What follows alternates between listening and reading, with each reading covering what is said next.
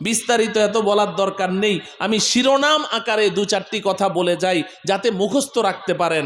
বিশাল লম্বা চওড়া ওয়াজ করলে পরে কিছুই মনে থাকবে না, শুধু শিরোনাম আকারে কথাগুলো বলছি যাতে মনে থাকে। আল্লাহ পাক বলছেন, আমি যে তোমাদেরকে এই দুনিয়ার বুকে পাঠিয়েছি, ছিলা তোমরা জান্নাতে, যাবেও তোমরা জান্নাতে, কিন্তু ওই জান্নাতের মালিকানা তো হাতছাড়া হয়ে গেছে।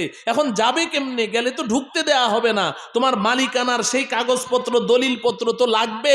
আল্লাহ পাক বলেন, হ্যাঁ হ্যাঁ, ওই দলিলপত্র আমি আল্লাহ নিজেই সরবরাহ করব। আমি যে বড় দয়াশীল, আমি তোমাদের কাছে সরবরাহ করব। সেই দলিলের মধ্যে আছে কি? আল্লাহ বলেন দুই কথা আছে। কয় কথা বলেন? দুই কথা আছে, দুই কথা। বান্দা, তোমরা দুইটা কাজ করবে, আমি আল্লাহ তোমাদের সাথে দুইটা ওয়াদা করলাম। সুবহানাল্লাহ বলেন। কয় কাজ? দুই কাজ, দুই কাজ। আমাদের কাজ কয়টা? দুইটা। আল্লাহর ওয়াদা কয়টা? দুইটা, বাস, আর কিছুই না। দুই কাজ। এই দুই কাজই হচ্ছে পুরা দিন, পুরা শরীয়তের একেবারেই সার কথা, পুরা দিনের সার কথা, হেদায়েতের সার কথা। যা কিছু আল্লাহ পাক দিয়েছেন সব কিছুর সার হচ্ছে দুই কথা। আল্লাহ এই আয়াতে বলে দিয়েছেন, বান্দা তোমরা দুইটা কাজ করবে, আমি আল্লাহ দুইটা ওয়াদা করলাম। দুইটা কাজ কি কি? আল্লাহ বলছেন, মান আমিলা সলিহা মিন যাকারিন আও উনসা ওয়া হুয়া মুমিন। তুমি পুরুষ হও আর মহিলা হও, নর হও আর নারী হও, কাজ করবে দুইটা। এক নাম্বার হলো আমিলা সলিহা, তুমি আমলে সলেহ করবে। বলেন কি করবে? আমলে সলেহ করবে। আমার সাথে বলেন, আমি ব্যাখ্যা করে বুঝিয়ে দিচ্ছি। আমলে সলেহ করবে। কি করবে? কি করবে? আমলে সলেহ করবে। বড় যুবকরা বলো, আমলে সলেহ করবে। তোমরা বলো কি করতে হবে? আমলে সলেহ। আল্লাহ এক নম্বর বলছেন আমলে সলেহ করবে। দুই নম্বর ওয়াহুয়া মুমিন, ঈমানের সাথে করবে। কিসের সাথে? কিসের সাথে? ঈমানের সাথে। এই দুই কাজ। এক নম্বর কি? আমলে সলেহ করবে। বলেন কি? আমলে সলেহ করবে। দুই নম্বর কি? ঈমানের সাথে করবে। বলেন ঈমানের সাথে করবে। বাস, এই দুইটা কাজ তোমাদের, আর কোনো কাজ নেই।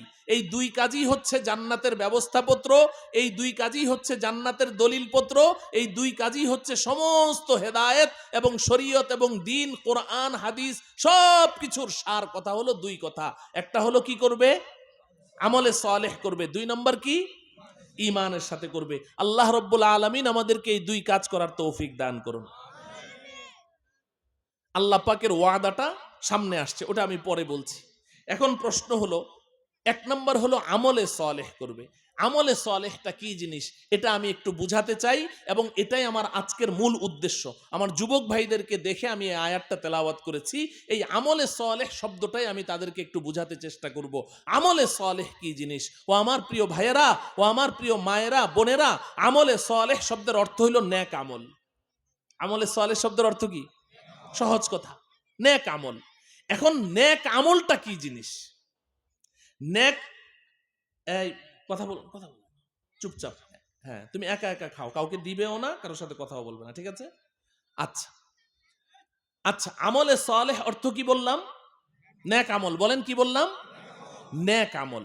এই যে নেক আমলটা আমি বললাম না, এই নেক আমলের শব্দটা বলার সাথে সাথে আমরা কিন্তু বুঝে ফেলেছি যে নেক আমল, নেক আমল মানে ভালো কাজ, তাই না? নেক আমল মানে কি? ভালো কাজ। এটা তো আমরা বুঝি। এটার ব্যাখ্যার প্রয়োজন কেন দেখা দিল? ব্যাখ্যার প্রয়োজন দেখা দিল এজন্য যে নেক আমল মানে ভালো কাজ। এই আমলে সলেহ, নেক আমল, এটার অর্ধেক বুঝি, অর্ধেক বুঝি না।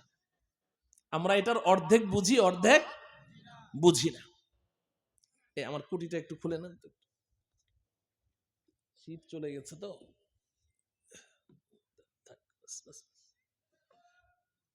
আচ্ছা, নেক আমলের অর্থ আমরা অর্ধেক বুঝি, অর্ধেক বুঝি না। বলবেন কেন? নেক আমল বললেই আমাদের ব্রেনটা একদিকে দৌড় দেয়। নেক আমল মানে নামাজ পড়তে হবে।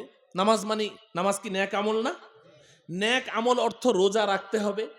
নেক আমল অর্থ জাকাত ফরজ হলে জাকাত দিতে হবে। নেক আমল অর্থ হজ ফরজ হলে হজ করতে হবে। নেক আমল অর্থ কোরআন তেলাওয়াত করতে হবে। নেক আমল অর্থ জিকির করতে হবে, তসবিহ তাহলিল পড়তে হবে, দান খয়রাত করতে হবে। এগুলো সব কি নেক আমল? কি না? নেক আমল। এই নেক আমল যখনই আমরা নেক আমলের ওয়াজ শুনি কিংবা ওয়াজ করি, তো আমাদের ব্রেনটা শুধু একদিকে দৌড়ায় যে নেক আমল মানে করতে হবে, পড়তে হবে, ধরতে হবে, চলতে হবে, এই শুধু এটা করতে হবে, এটা ধরতে হবে, এটা পড়তে হবে, এদিকে শুধু নেক আমলের অর্থটা দিয়ে আমাদের মাথাটা ওইদিকে দৌড় দেয়। কিন্তু এটা হলো নেক আমলের অর্ধেক অর্থ। নেক আমলের আরেক অর্ধ কি জানেন? নেক আমলের আরেক অর্ধেক হলো যে আজকে থেকে মিথ্যা কথা ছাড়তে হবে। মিথ্যা কথা ছাড়া এটা কি নেক আমল না? আজকে থেকে সুদ খাওয়া ছাড়তে হবে, আজকে থেকে ঘুষ খাওয়া ছাড়তে হবে, আজকে থেকে জেনা ব্যভিচার ছাড়তে হবে, আজকে থেকে পরনিন্দা করা ছাড়তে হবে, আজকে থেকে অন্যের সম্পদ লুট করা ছাড়তে হবে, আজকে থেকে জুয়া খেলা ছাড়তে হবে, আজকে থেকে মদ পান করা ছাড়তে হবে, আজকে থেকে পরনারীর দিকে দৃষ্টি দেওয়া ছাড়তে হবে, আজকে থেকে আপনার মোবাইলে অশ্লীল ছবি দেখা ছাড়তে হবে। এই যে ছাড়তে হবে, ছাড়তে হবে, ছাড়তে হবে, এদিকে আমাদের ব্রেনটা যায় না। এই কারণে যখনই নেক আমলের ওয়াজ শুনি, তো নামাজ তো 5 ওয়াক্ত ধরে ফেলেছি, নামাজ পড়তে পড়তে হয়তো কপালে দাগ ফেলে দিয়েছি, কিন্তু আমি গুনাহ ছাড়তে পারছি না, মিথ্যা কথা ছাড়তে পারছি না, সুদ খাওয়া ছাড়তে পারছি না, ঘুষ খাওয়া ছাড়তে পারছি না, মিথ্যা কথা বলে ব্যবসা বাণিজ্য করা ছাড়তে পারছি না, হারাম ইনকাম করা ছাড়তে পারছি না, অন্যের সম্পদের লোভ ছাড়তে পারছি না। অথচ আমি নামাজ পড়ছি, রোজা রাখছি, তসবিহ জপছি, হয়তোবা মাথায় পাগড়িও লাগিয়ে দিয়েছি, কিন্তু গুনাহ আমি ছাড়তে পারছি না। ও আমার প্রিয় ভাই, এজন্য নেক আমলের অর্থ আমাদের বুঝতে হবে। আমরা নেক আমলের অর্ধেক অর্থ বুঝি, অর্ধেক বুঝি না। খালি পড়তে হবে, ধরতে হবে, এটাই। এজন্য আমি খুব সংক্ষেপে আপনাদেরকে একটা কথা মুখস্থ করিয়ে দিয়ে যাই। ঈমান, ঈমান, এখানে এই আয়াতে আল্লাহ পাক কয়টা কথা বলেছেন আমাদেরকে? 2টা। বলেন কয়টা? 2টা। আমলে সালেহ করো, কিসের সাথে করো? ঈমানের সাথে করো। ঈমান একটা বৃক্ষ, ঈমান একটা গাছ। এই ঈমানটাকে একটা বৃক্ষ আল্লাহ কোরআনে কারিমে বলেছেন, ওয়া মাসালু কালিমাতিন তাইয়্যিবাতিন কাশাজারাতিন তাইয়্যিবাতিন আসলুহা সাবিতুন ওয়া ফারউহা ফিস সামা। আল্লাহ পাক বলেন কালিমায়ে তাইয়্যিবা, এই ঈমানের দৃষ্টান্ত হলো এমন একটা বৃক্ষের মতো, যেই বৃক্ষের শিকড়গুলো মাটির তলদেশ পর্যন্ত গেড়ে আছে আর ডালপালাগুলো আসমানের দিকে উঠে গেছে। ঈমানের দৃষ্টান্ত দিয়েছেন। তো ঈমান একটা বৃক্ষ, এই ঈমান নামের এই বৃক্ষের মূল ডালা হচ্ছে 2টি। বলেন কয়টি? 2টি। একটা গাছের মধ্যে তো অনেকগুলো ডালপালা থাকে, কিন্তু মূল শাখা থাকে 2টা 3টা মোটা মোটা, তারপরে ওগুলোর মধ্যে ছোট্ট ছোট্ট অনেক ডালা থাকে, তাই না? নবীজি সাল্লাল্লাহু আলাইহি ওয়াসাল্লাম বুখারী শরীফের মধ্যে বলেছেন, আল ঈমানু বিদউন ওয়া সিত্তুনা শুবা, অন্য riwayate আছে বিদউন ওয়া সাবউনা শুবা, ঈমানের 70-এর অধিক ডালপালা আছে। ঈমান নামের বৃক্ষের 70-এর অধিক কি আছে? ডালপালা আছে। কিন্তু এই ডালগুলো হলো সব চিকন চিকন ডাল। মোটা ডাল কয়টা? কথা বলে না। মোটা ডাল কয়টা? 2টা। খুব মনে রাখেন, ঈমান নামের বৃক্ষের মোটা ডালা 2টা। একটা ডালার নাম হলো করার কাজ করতে হবে। আমার সাথে বলেন, করার কাজ। আরেকটা ডালার নাম হলো ছাড়ার কাজ। ছাড়ার কাজ। এই বাস। ঈমান নামের বৃক্ষের কয়টা ডালা? 2টা। মোটা মোটা ডালা কয়টা? 2টা। একটা ডালার নাম কি? সবাই বলেন, করার কাজ। করার কাজ। আর আরেকটা ডালার নাম কি? ছাড়ার কাজ। এই এখন এই যে করার কাজ করতে হবে, যে ডালাটা আছে না, এটার মধ্যে আছে একটা ডালা নামাজ পড়তে হবে, রোজা রাখতে হবে, হজ করতে হবে, যাকাত দিতে হবে, কোরআন পড়তে হবে, তাসবিহ তাহলিল পড়তে হবে, জিকির আজকার করতে হবে, দান খয়রাত করতে হবে, মানুষের সাথে সদাচরণ করতে হবে, বিনয়ী হতে হবে। এই যে সব করার কাজ করতে হবে, এই ডালার মধ্যে বাকি সব ডালাগুলো আছে। আর আরেকটা যে মোটা ডালা আছে, ছাড়ার কাজ ছাড়তে হবে, ওটার মধ্যে আছে মিথ্যা কথা ছাড়তে হবে, সুদ ছাড়তে হবে, ঘুষ ছাড়তে হবে, হারাম ইনকাম ছাড়তে হবে, গান শোনা ছাড়তে হবে, জেনা ব্যভিচার ছাড়তে হবে, জুয়া খেলা ছাড়তে হবে। এই ছাড়তে হবে, ছাড়তে হবে, সব ওই ডালাটার মধ্যে আছে। কথা বুঝে আসলো? তো তাইলে এখন আমি যদি বলি আমলে সালেহ মানে হচ্ছে করার কাজ করতে হবে, তাইলে আমলে সালেহের পুরা অর্থ বুঝলাম না অর্ধেক বুঝলাম? আমার কথা বুঝে আসলো? তাইলে আমলে সালেহ মানে কি? 2 কথা খুব মনে রাখবেন, করার কাজ, ছাড়ার কাজ। ও আমার প্রিয় যুবক ভাই, আমি বারবার আপনাদেরকে ডাকছি, আপনারা আয়োজন করেছেন, আপনারা মেজবান, আমি মেহবান, মনে কষ্ট নিচ্ছেন না তো? আচ্ছা, ইবলিস শয়তান, ইবলিস শয়তান সরাসরি আপনাকে বলবে না যে তুই নামাজ পড়িস না। ইবলিস শয়তান সরাসরি আপনাকে বলবে না যে তুই রোজা রাখিস না। কারণ যদি আপনাকে বলে নামাজ পড়িস না, আপনি তো ওকে চিনে ফেলবেন যে এই তো শয়তান। ইবলিস শয়তান আপনাকে দিয়ে নামাজও পড়াবে, আবার গুনাহও করাবে। নামাজও পড়াবে, রোজাও রাখাবে, আবার কি করবে? এখন আসেন, আমি আগে আপনাদেরকে একটা উদাহরণ দেই, তারপরে আমি কথাটা বুঝাই। দুই বন্ধু মাছ মারতে গেছে। দুই বন্ধু কোথায় গেছে? মাছ মারতে গেছে। এখন এক বন্ধু বড়শি ফেললেই মাছ ওঠে, খালি বড়শিটা ফেলতে দেরি আর ঠোকর শুরু করে দেয়, টান দেয়, মাছ ওঠে। আরেক বন্ধু বড়শি ফেলে বসে থাকে, ওর ঘুম এসে যায়, তাও মাছ উঠে না। আধা ঘন্টা 1 ঘন্টা পর একটা করে মাছ উঠে। যেই বন্ধু বড়শি ফেললেই মাছ উঠে, বড়শি ফেললেই মাছ উঠে, ওই বন্ধু ওই মাছগুলো ধরে যে রাখে যেই পাত্রের মধ্যে, ওই পাত্রটাকে আপনাদের এই আঞ্চলিক ভাষায় কি বলে? একটা শব্দ বলেন। খালই, পাতিল। পাতিল তো আমরা সবাই বুঝি, এর আঞ্চলিক কোনো শব্দ নাই। খালই, আচ্ছা খালই হোক খলই হোক একটা। এখন যেই বন্ধু খালি ঘন ঘন খালি মাছ উঠছে টপ টপ করে, ও ওই মাছগুলো ধরে যেই খালুর মধ্যে রাখছে, যেই পাতিলে রাখছে, ওই খালুর নিচে এত বড় একটা ছিদ্রি। আর যেই বন্ধু মাছ আধা ঘন্টা 1 ঘন্টা পরে একটা করে পায়, ওই বন্ধু খালুর মধ্যে যে মাছগুলো রাখে, ওই খালুইটা ভালো, কোনো ছিদ্রি টিদ্রি নাই। এবার বলুন তো দেখি, দুই বন্ধুতে সারাদিন মাছ মারার পরে সন্ধ্যায় যখন বাড়িতে গেল, তো যেই বন্ধুর খালি ঘন ঘন মাছ উঠলো, এই বন্ধুর খালুর মধ্যে মাছ আছে কয়টা? হ্যাঁ, একটাও নাই, মাশাআল্লাহ। আর যেই বন্ধু এই 2-4টা মাছ পেয়েছে, আধা ঘন্টা 1 ঘন্টা পর পর যাই পেয়েছে, বাড়িতে যাওয়ার পরে ওর খালুর মধ্যে সবগুলো মাছ ঠিকঠাক আছে, কারণ ওর খালুর মধ্যে কোনো কি নাই? ছিদ্রি নাই। এবার শোনেন, নবীজি সাল্লাল্লাহু আলাইহি ওয়াসাল্লাম কি বলছেন? ক্বালা রাসূলুল্লাহ সাল্লাল্লাহু আলাইহি ওয়াসাল্লাম, রুব্বা কাসিয়াতিন ফিদ দুনিয়া আরিয়াতুন ফিল আখিরাহ, আও কামা ক্বালা রাসূলুল্লাহ সাল্লাল্লাহু আলাইহি ওয়াসাল্লাম। এই হাদিসের মুহাদ্দিসিনে কেরাম 3টা ব্যাখ্যা করেছেন, আমি একটা ব্যাখ্যা করব যেটা আমার আলোচনার সাথে সম্পৃক্ত। একটা ব্যাখ্যা করব। এই হাদিসের ব্যাখ্যা মুহাদ্দিসিনে কেরাম করেছেন, রুব্বা কাসিয়াতিন আই আমিলাতিন ফিদ দুনিয়া। অনেক পুরুষ, অনেক মহিলা পৃথিবীতে এমন আছে যে প্রচুর পরিমাণ নফল আমল করে। প্রচুর পরিমাণ কি করে? নফল আমল করে। কাসিয়াতুন আই আমিলাতুন, নফল রোজা রাখে, মনে করেন প্রতি সপ্তাহে সোমবারে বৃহস্পতিবারে রোজা রাখে। হ্যাঁ, আইয়ামে বীজ, প্রতি চন্দ্র মাসের 13, 14, 15 তারিখে রোজা রাখে। আইয়ামে বীজের রোজা নবীজি রাখতেন না, 3 দিন রোজা রাখে, নফল নামাজ পড়ে, আওয়াবিন, চাষ, ইশরাক, তাহাজ্জুদ কোনোটাই ছাড়ে না, দান খয়রাত করে, এরকম প্রচুর নফল আমল করে। নবীজি বলছেন, দুনিয়াতে এমন অনেক নফল ইবাদতকারী পুরুষ, নফল ইবাদতকারিনী মহিলা এমন আছে, আরিয়াতুন ফিল আখিরা, আখিরাতে পরকালে গিয়ে দেখবে তার নেকির খালইটা খালি, কোনো নেকি নাই। নাউজুবিল্লাহ পড়ে। আরিয়াতুন আই খালিয়াতুন, আরিয়াতুন আই খালিয়াতুন ফিল আখিরা, আখিরাতে গিয়ে দেখবে যে খালুর ভিতরে একটাও মাছ নাই, খালি, নেকি নাই।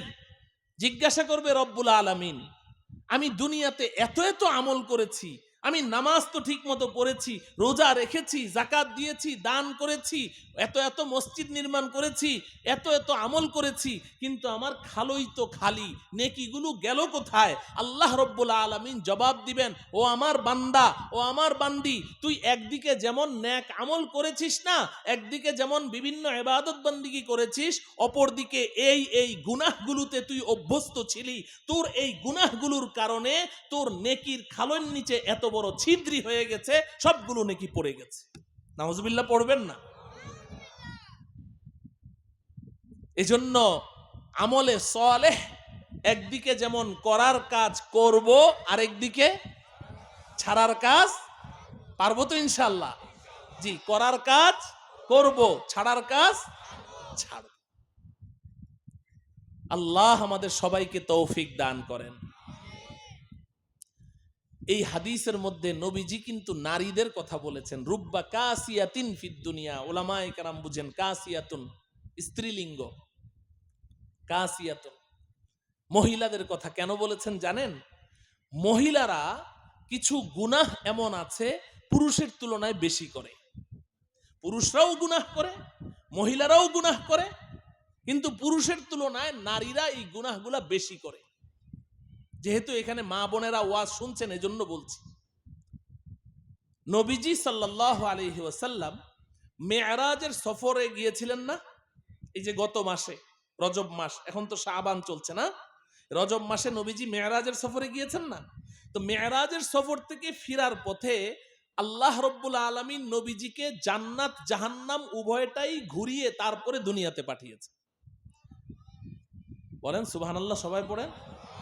তো জান্নাতও নবীজি দেখে এসেছেন, জাহান্নামও দেখে এসেছেন। আসার পরে নবীজি সাল্লাল্লাহু আলাইহি সাল্লাম মহিলা সাহাবাদেরকে ডাকলেন, নারীদেরকে ডেকে বললেন, ইয়া মা'শারান নিসা তাসাদ্দাকনা তাসাদ্দাকনা তাসাদ্দাকনা ফাইন্নী উরিতুকুন্না আকসারা আহলিন নার।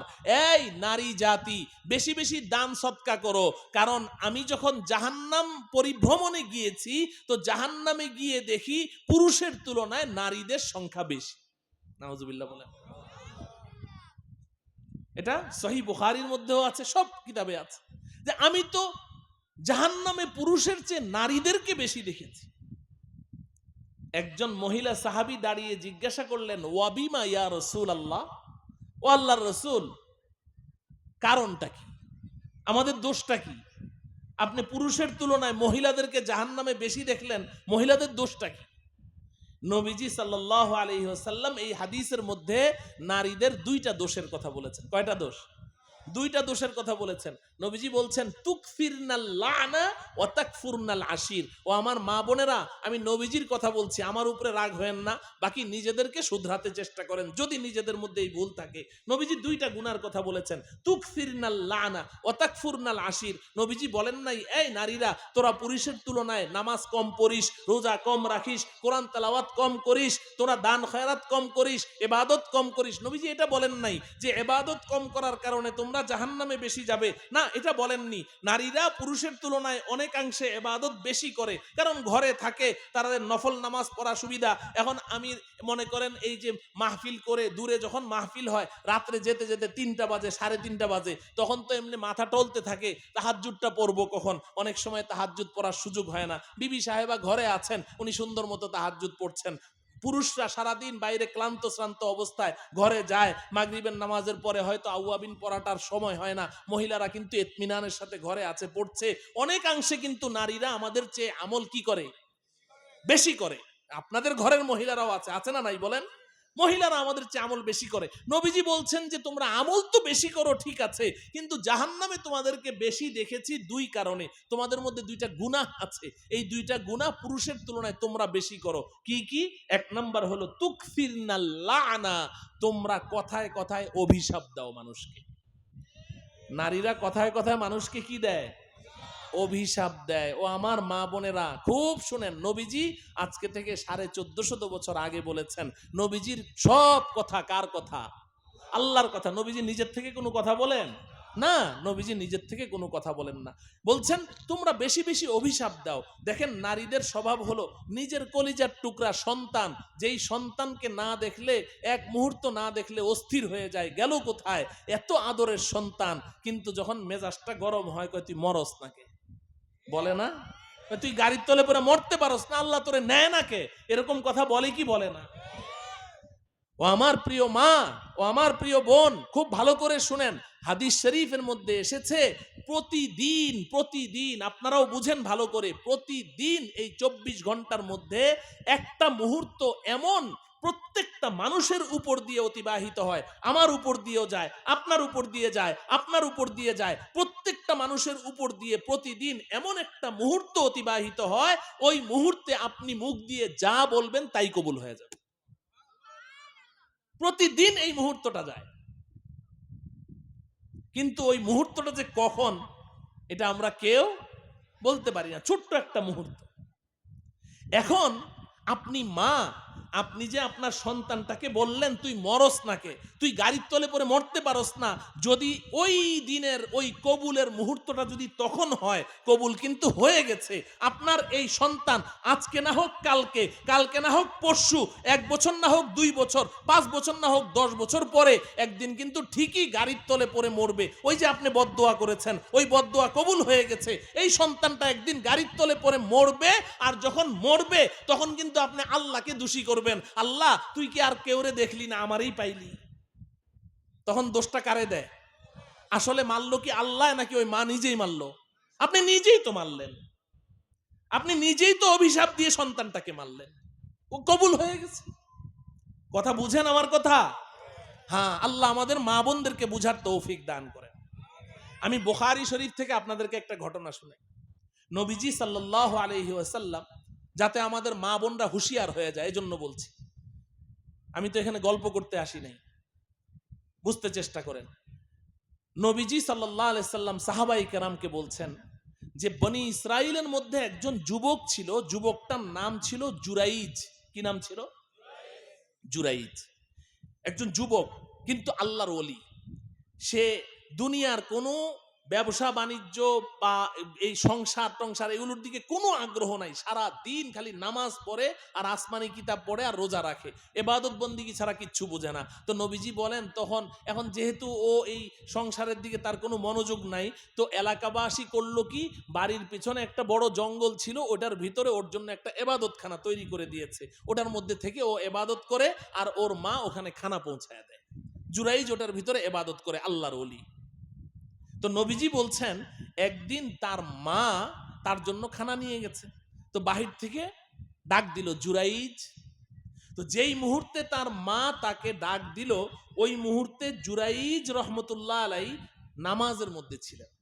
মা তো বাইরে, মা তো আর সন্তানকে দেখে নাই সন্তান কি করছে। এখন জুরাইজ নামাজে দাঁড়িয়েছে, এই মুহূর্তে বাহির থেকে মা ডাক দিল জুরাইজ। তো নবীজি বলছেন যখন জুরাইজ ওই যুবক মায়ের ডাক শুনলেন, এখন নামাজে, এখন উনি সিদ্ধান্ত নিতে পারছেন না আমি কি নামাজ ছেড়ে মায়ের ডাকে সাড়া দিব নাকি মাকে বাইরে দাঁড় করিয়ে রেখে নামাজটা শেষ করব, কোনো সিদ্ধান্ত নিতে পারছেন না, হেজিটেশনে ভুগছেন। বুখারী শরীফে একাধিক জায়গায় হাদিসটা এসেছে। তো হযরতে জুরাইজ মনে মনে বলছেন রব্বি উম্মি ওয়া সালাতি, ও আল্লাহ, একদিকে মা একদিকে নামাজ, আমি কি করি, কোনো সিদ্ধান্ত নিতে পারলেন না। এর মধ্যে মা বাহির থেকে আরেকটা ডাক দিলেন জুরাইজ। হযরতে জুরাইজ রহমতুল্লাহ আলাই তখনও সিদ্ধান্ত নিতে পারলেন না নামাজ ছাড়বেন কি ছাড়বেন না। এর মধ্যে মা তৃতীয় ডাকটা দিয়ে দিল জুরাইজ। হযরতে জুরাইজ রহমতুল্লাহ আলাই তখনও নামাজ ছাড়েন নাই। মার মেজাজ গরম হয়ে গেল, মার মেজাজ গরম হয়ে গেল, কি তোর এত বড় স্পর্ধা, আমি ডাকছি আর তুই কোনো সাড়া দিচ্ছিস না। মা সাথে সাথে একটা বদদোয়া দিয়ে দিল। নাউজুবিল্লাহ বলেন। বদদোয়াটা ছিল বড় মারাত্মক বদদোয়া। নবীজি বলছেন মা তখন বলল যে লা ইউমিতাকাল্লাহু হাত্তা ইউরিয়াকা ওয়াজহা মুমিসাতিন আও কামা ক্বালা আলাইহিস সালাম, যে আল্লাহ যেন তোকে কোনো বেশ্যা নারীর চেহারা না দেখায়া মৃত্যু না দেয়। মারাত্মক কথা বলে, যে কোনো ব্যভিচারিণী নারীর দর্শন করেই যেন তোকে মৃত্যু দেয়। এই বদদোয়াটা দিয়ে মা চলে গেল। আমি আপনাদের কাছে জানতে চাই, ইনসাফের সাথে বলেন, এখানে কি জুরাইজের কোনো অপরাধ ছিল? জুরাইজের কোনো অপরাধ ছিল না, জুরাইজের কোনো অপরাধ ছিল না। জুরাইজ নামাজ পড়ছেন এবং উনি সিদ্ধান্তও নিতে পারছেন না কি করবেন, কিন্তু মার মেজাজ গরম হয়ে গেল, একটা মারাত্মক বদদোয়া দিয়ে চলে গেলেন। এই জায়গায় এই ঘটনা থেকে মায়েদের জন্য যেমন একটা উপদেশ আছে, এখানে যারা সন্তান আছেন আপনাদের জন্য একটা উপদেশ আছে, খুব ভালো করে বুঝেন। তাহলে অনেক সময় যুবকরা এসে আমাদের কাছে অভিযোগ করে, যখন আমরা মা বাবার ওয়াজ করি যে মা বাবার মনে কষ্ট দেওয়া যাবে না, মা বাবার সামনে উচ্চ স্বরে কথা বলা যাবে না, মা বাবার কথা অমান্য করা যাবে না, যখন মা বাবার ওয়াজ করি না, অনেক যুবকরা এসে বলে যে হুজুর কি করব বুঝাইতে পারি না, একরকম বিরক্তিকর কথা বলে, জ্ঞান জ্ঞান করে, এই করে সেই করে, মা বাবার বিরুদ্ধে বয়ান করে। ও আমার প্রিয় যুবক ভাই, এই হাদিসটা শুনে দেখো, তোমার যদি কোনো অপরাধ নাও থাকে, তুমি একেবারেই নিরপরাধী, তোমার কোনো অপরাধ নেই, কিন্তু মা তোমাকে ভুল বুঝে তোমাকে বদদোয়া দিয়েছে, ওটার থেকেও তোমার রেহাই নাই, লেগে যাবে, ওটার থেকেও তোমার রেহাই নাই। অতএব তুমি কি করবে তুমি বুঝো। এমন ভাবে চলতে হবে যে মার মনে যেন কোনো কষ্ট না আসে, মার মুখ থেকে যেন কোনো বদদোয়া বের হয়ে না যায়, হলে কিন্তু তুমি ধরা খেয়ে যাবে। এটা হলো তোমার জন্য সবক। আর মায়েদের সবক দেখেন, জুরাইজ রহমতুল্লাহ আলাই কোনো অপরাধ ছিল না, আপনারাই তো শুনলেন, মা চলে গেছে কিন্তু বদদোয়াটা লেগে গেছে। নবীজি বলেন ওই জঙ্গলের মধ্যে এক কাঠুরিনী ছিল, মহিলা কাঠ সংগ্রহ করে বাজারে বিক্রি করত। এই মহিলা, তার নজর পড়ল জুরাইজের দিকে, তো সে জুরাইজকে অসৎকর্ম করার জন্য প্রস্তাব দিল। হজরতে জুরাইজ অস্বীকার করলেন, ডিনাই করলেন, তাকে প্রত্যাখ্যান করলেন। ওই মহিলা জিদের মধ্যে এসে গেল, কি আমার প্রস্তাব প্রত্যাখ্যান করলি, ঠিক আছে তোকে আমি দেখে নিব। ওই অসতী নারী সে ওই জঙ্গলে এক রাখালের সাথে অপকর্মে লিপ্ত হওয়ার পরে তার সন্তান, তার পেটে একটা সন্তান এসেছে। সন্তানটা যখন প্রসব করলো, নবীজি বলেন এলাকার মানুষ ওই মেয়েকে ধরে ফেললো, তুই তো অবিবাহিতা, তোর সন্তান আসলো কোত্থেকে? ওই মেয়ে সাথে সাথে বলল ওই জুরাইজের থেকে। বদদোয়া লাগলো কি লাগলো না? এই দেখেন, সে চিন্তা করলো যে জুরাইজকে তো এলাকার সবাই ফেরেশতার মতো জানে, অতএব ওর নাম বললে হয়তো বাঁচা যাবে। আবার ভিতরে একটা জিদ ছিল, বলল ওই জুরাইজ থেকে। তখন এলাকার মানুষ লাঠি সোটা নিয়ে সব দৌড় গিয়ে তার এবাদতখানাটাকে পিটিয়ে একদম মাটির সাথে পিষে দিল, এবং তাকে ভিতর থেকে কলার ধরে টেনে বের করে বলছে, ছি জুরাইজ, তোমাকে আমরা এত ভালো জানি, এত ভালো জানি, আর ভেতরে ভেতরে তুমি এতটা খারাপ। এইভাবে যখন জুরাইজকে যখন ধিক্কার দিতে শুরু করলো, তো হযরতে জুরাইজ রহমতুল্লাহ আলাই তিনি বললেন যে তোমরা কোন বাচ্চার কারণে আমাকে এভাবে তোমরা লান তান করছো, ধিক্কার দিচ্ছ, বাচ্চাটাকে আমার সামনে নিয়ে আসো। বাচ্চাটাকে সামনে আনা হলো। হযরতে জুরাইজ রহমতুল্লাহ আলাই তিনি ওযু করলেন, 2 রাকাত নামাজ পড়লেন, নামাজ পড়ে এবার ওই একদিনের বাচ্চা গিয়ে বললেন, ইয়া বাবু উসমান আবুকা, এই বাবু তোর বাবা কে রে? ওই একদিনের বাচ্চা জবাব দেয়, আমার বাবা অমুকের পুত্র অমুক রাখাল। সুবহানাল্লাহ পড়েন। পৃথিবীতে 3টা বাচ্চা দোলনায় কথা বলেছে। কয়টা? তার মধ্যে একজনের নাম আপনারা জানেন, হযরতে ঈসা আলাইহিস সালাম, আরেকটা হলো এই যে এই বাচ্চাটা, আর আরেকজনকে হযরতে ইউসুফ আলাইহিস সালামের পবিত্রতা ঘোষণা করেছিল একটা বাচ্চা। এই তো বলার উদ্দেশ্য হলো, এখান থেকে কি বুঝলেন? মা বদদোয়া দিয়েছে, সন্তানের অপরাধ ছিল না, বদদোয়া লেগেছে কি লাগেনি? বদদোয়া লেগে গেছে। বাকি যেহেতু তিনি পবিত্র ছিলেন, আল্লাহ পাক তার পবিত্রতাটাকে প্রকাশ করে দিয়েছেন। তিনি যে নির্দোষ ছিলেন এটা আল্লাহ পাক প্রকাশ করে দিয়েছেন, কিন্তু বদদোয়া কিন্তু লেগে গেছে। তো নবীজি সাল্লাল্লাহু আলাইহি সাল্লাম নারীদেরকে কি বললেন? যে তোমরা বেশি বেশি জাহান্নামে যাবে। কয় কারণে? কথা বলেন, কয় কারণে? 1 নাম্বার, তুকফিরনাল লানা, তোমরা কথায় কথায় অভিশাপ দাও। আল্লাহ রাব্বুল আলামিন আমার মায়েদেরকে, বোনদেরকে এই গুনাহ থেকে বেঁচে চলার তৌফিক দান করেন। 2 নাম্বার নবীজি বললেন, ওয়াতাকফুরনাল আশির, ও নারী জাতি, তোমাদের আরেকটা গুনাহ হলো কি জানো? তোমরা তোমাদের স্বামীদের অনুগ্রহকে অস্বীকার করে দাও। স্বামীদের অনুগ্রহকে কি করো? মেজাজটা গরম হলে স্বামীদের অনুগ্রহকে কি করে দেয়? অস্বীকার করে। স্বামীরা তাদের উপরে যে কি পরিমাণ অনুগ্রহ করছে, এটাকে সহজে তারা কি করতে চায় না, মহিলারা স্বীকার করতে চায় না। নবীজি নিজে দৃষ্টান্ত দিচ্ছেন এই হাদিসের মধ্যে। নবীজি বলছেন, লাউ আহসানতা ইলা ইহদাহুন্না দাহরা সুম্মা রাআত মিনকা শাইআন ফাকালাত মা রাআইতু মিনকা খায়রান কত্তু। নবীজির ভাষা আমি বললাম, হাদিসের ভাষা বললাম। নবীজি বলছেন যে তুমি যদি তোমার স্ত্রীর সাথে যুগ যুগ ধরে ভালো আচরণ করে যাও, যুগ যুগ ধরে তার চাহিদা পূরণ করো, যখন যা চেয়েছে তুমি তাই তাকে দিয়েছো, তোমার সাধ্য সামর্থ্য অনুযায়ী তুমি সব সময় তার চাহিদা পূরণ করেছো, যখন যেটা চেয়েছে এনে দিয়েছো, সুম্মা রাআত মিনকা শাইআন, নবীজি বলছেন কিন্তু কোনো একদিন হঠাৎ করে তোমার ইচ্ছায় অনিচ্ছায় তার পছন্দের বাইরে তুমি একটা কিছু করে ফেলেছো।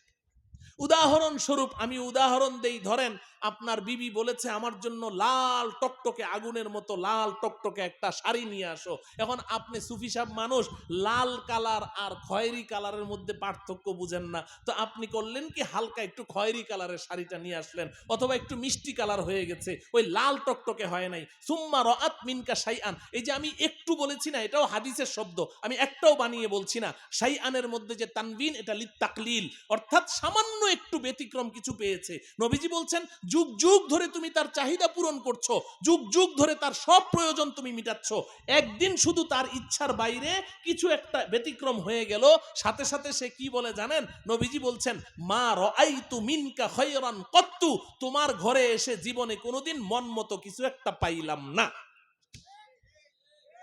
বলে না, বলেন আমি অবাস্তব বলছি? দেখেন কত বড় মারাত্মক কথা। ও আমার প্রিয় মা শোনেন, হয়তো আপনার কাছে খারাপ লাগছে, আল হাক্কু মুররুন, সত্য কথা তো তিতা লাগেই, কিন্তু আপনি চিন্তা করে দেখেন একজন স্বামী, আপনার স্বামী সারাটা দিন গাধার মতো খাটাখাটনি কাটছে, এই সকাল থেকে সন্ধ্যা পর্যন্ত এই যে খাটাখাটি করছে, অনেকেই তো হালাল হারামও বাছে না। কি কারণে? আপনার মুখে একটু হাসি ফুটাইতে চায়, আপনাকে একটু খুশি করতে চায়। আপনার স্বামী কতটুকু ভোগ করে বলেন? সে কতটুকু ভোগ করে? যা কামাই করছে কতটুকু ভোগ করছে? আপনাকে খুশি করার জন্য যেই মানুষটা তার জীবনের এই সমস্ত শ্রম দিচ্ছে, এই মানুষটাকে আপনি আজকে কি বললেন? 20 বছর থেকে সংসার করছেন, সে বুঝি আপনার একটা চাহিদাও পূরণ করে নাই? তো চাহিদা পূরণ না করলে আপনি কেন এখানে বসে আছেন? আপনি আজকে একটা ব্যতিক্রম কিছু একটা ঘটলো, আপনার মন মতো হইল না, তো আপনি জবাবটা কি দিলেন? মা রাআইতু মিনকা খায়রান কত্তু। আমি তো ভদ্র ভাষায় অনুবাদটা করলাম যে তোমার ঘরে এসে জীবনে কোনোদিন একটা ভালো কিছু পাইলাম না, কিন্তু এটা যদি তাদের ভাষায় আমি বলি, তাহলে আমি যদি বাঙালি ভাষায় বলি তা বলবে কি যে এই পিসামারার ঘরে আইসা জীবনে কিচ্ছু একটা পাইলাম না। এরকম বলে কি বলে না? এই তো আপনি তার সারা জীবনের সমস্ত অনুগ্রহকে অস্বীকার করলেন। আপনার এই কথাটা তো আপনি মুখ থেকে বলে ফেললেন, কিন্তু এটা একটা বিষাক্ত তীরের মতো তার কলিজার মধ্যে গিয়ে বিদ্ধ হয়েছে। আপনি তার অন্তরটাকে টুকরা টুকরা করে দিয়েছেন। তাহলে কিভাবে আপনি বলেন যে আমি কেন জাহান্নামে যাই? এই যে দুইটা গুনাহের কথা নবীজি বলেছেন, নারীদের ইবাদত কমের কথা বলেন নাই, বলেছেন যে তোমরা যে এই দুইটা গুনাহ করো, এই দুইটা গুনাহের কারণে তোমাদের নেকির খালইর তলা ছিদ্রি, নেকি সব নিচে পড়ে গেছে। কথা বুঝেন? তো এটা তো আমি তাদেরকে দিয়ে দৃষ্টান্ত দিলাম, আমার প্রিয় যুবক ভাইয়েরা। এজন্য আমাদেরকে এখন কি করতে হবে? আল্লাহ বলছেন দুই কাজ করো। দুই কাজ, কয় কাজ মনে আছে তো? দুই কাজ। এক নম্বর আমলে সালেহ, বলেন এক নম্বর কি? দুই নম্বর আমলে সালেহটা করতে হবে কিসের সাথে? ঈমানের সাথে। যদি বান্দা ঈমানের সাথে আমলে সালেহ করতে পারো, তাহলে আমি আল্লাহ তোমাদেরকে দুইটা পুরস্কার দেব। কয়টা পুরস্কার? আল্লাহর ওয়াদা কয়টা? দুইটা। দুইটা। ও আমার প্রিয় যুবক ভাই, আল্লাহর পুরস্কারটার কথা বলার আগে আমি 5 মিনিটে আপনাদের দৃষ্টি আকর্ষণ করছি আরেকটা কথা বলতে চাই। সেটা হলো আজকে আমার যুবক ভাইরা সহ, শুধু যুবক ভাইরা না, আমাদের চলাফেরা উঠা বসা থেকে বুঝা